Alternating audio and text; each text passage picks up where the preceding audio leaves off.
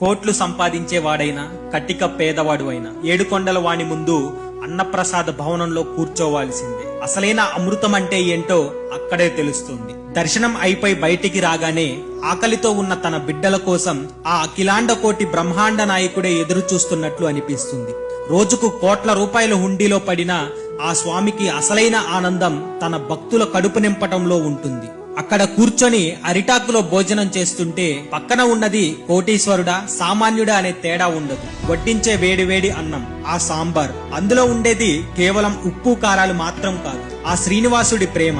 ఆ అన్నం ముద్ద గొంతులో దిగుతుంటే కళ్ళమ్మట నీళ్లు రావడం ఖాయం. కడుపు నిండిందన్న తృప్తి ప్రతి ఒక్కరిలో కనిపిస్తుంది. బయట వేల రూపాయలు ఖర్చు పెట్టి 5 స్టార్ హోటల్లో తిన్నా రానంత ప్రశాంతత స్వామివారి ప్రసాదం అన్న ఒక్క భావనలో ఉంటుంది. ఈ తృప్తిని మీరు ఎప్పుడైనా ఫీల్ అయ్యారా? ఫీల్ అయ్యుంటే కామెంట్ లో చెప్పండి. మన అకౌంట్ ని ఫాలో చేయండి. ఈ వీడియోని తిరుపతి వెళ్లే భక్తులకు షేర్ చేయండి. ఓం నమో వెంకటేశాయ.